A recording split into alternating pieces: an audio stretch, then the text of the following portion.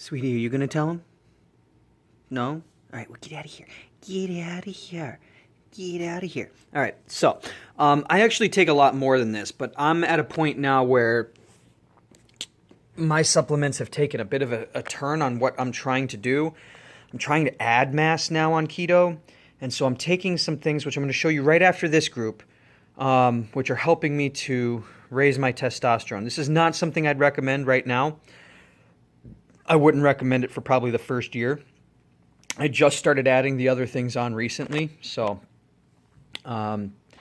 first thing I take is a multivitamin. I like two different types of multivitamin. This one, which is the max potency version of Alive, is a 3-pill-a-day vitamin. So I take one in the morning, one at lunch, and one at dinner. There's another one made by Garden of Life that I'm a really big fan of, but it's a 4-a-day one. But this is a multivitamin I would say is essential. It can help to fill the nutritional voids that you otherwise wouldn't be sure you have. Hi, honey. How are you? How was the crochet class? Yeah. The magnesium that I take is magnesium malate. Now, I buy pretty much all of these things online on Amazon.com. Magnesium malate. I take one in the morning and one at night. This is a more calming malate or magnesium. I don't have them memorized. There's like 2 or 3 types of magnesium that are a little bit higher end on the scale as opposed to just your basic magnesium, which would look a little bit more like this guy right here. Now this is usable. You can use this, but this is a very basic magnesium. It's very easy to overdo it, and if you overdo magnesium, you'll get the capital D, and that's no fun. So there's that. The next one is potassium. Now, I don't go super fancy on the potassium. The U.S., for whatever reason, limits it to an actual 99 usable milligrams. So no matter what you do, you'll never be able to get over that 90 or 99 milligram mark that you're looking at right there. But it still counts as potassium. It's still usable.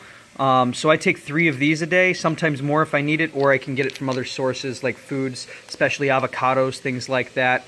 Really good. Here's the other one. Hey, I need the light. Come on, out of here, out of here, out of here. The fish oils I was talking about. This is the fish oil I've used since the very beginning. I'm a big fan of this. I do take 2 other types of oil now. I take this one in the morning, a flaxseed in the lunchtime, and then a CLA, which is a conjugated linoleic acid that helps men get more testosterone kind of a thing. But fish oil for right now is absolutely perfect and exactly what you need. This I would recommend taking 2 to 3 times a day. Again, morning, lunchtime, and dinner. You don't have to go into all of this stuff if you don't want to, man. If I had to eliminate some of these down, I can for you, but there's the fish oil. Vitamin D. Now, depending on where you live, this may or may not be important. If you're further south than me and you get more sun, that's great. I live in Buffalo, New York. I get sun 3 months out of the year, and the rest of the year I get none. So D is a very important supplement for me. So I include that in there. The last thing is a probiotic. This is just one of many different types I've tried. I can't say that I've honestly experienced a big difference between them. All of these things can be bought either in Walmart or ordered on Amazon. Let me show you the additional stuff, though, just so you have it in your head. This is oh, I'm down to my last dose for tomorrow, but this is how I do it. Morning, lunch, I have a different little thing for my work days. Sunday, Monday, Tuesday, Wednesday, you get the point. And I just pull from here, and I preload it once a week from up here. Now, here's the extracurricular stuff I'm taking. This stuff is stuff I'd recommend you stay away from. Okay, I'm really recommend you stay away from this for right now. Just because it starts to get a little more convoluted and you start playing around with your system before you've actually gotten it stabilized. I had to wait until I got my hormones stabilized before I started trying to play with them. This won't mess with your hormones. If you want to add this in there, you can. Flaxseed oil. Again, generic, cheap, dirt cheap. CLA Core by Muscle Farm, that's the conjugated linoleic acid. A lot of the testosterone boosters they sell over the counter will have CLA in it. DHEA, that's a building block for hormones. I don't dose very high, just supplement lightly on that just to make sure that I have all the building blocks. Tribulus, vitamin B, iron, melatonin, and valerian root, which I alternate every other night to help me sleep. Once you get into deep ketosis, you're going to get a shit ton of energy. And dude, sleep is a hard fucking thing to get, let me tell you.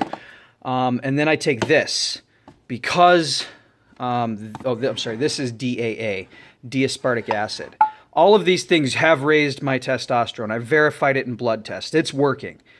For that reason, I take this. This is a natural AI, an aromatase inhibitor. And what that means is when your testosterone levels go up, they tend to do a process which is called aromatase. And that's where your body naturally converts the unbalanced hormones, estrogen and testosterone. It converts testosterone into estrogen.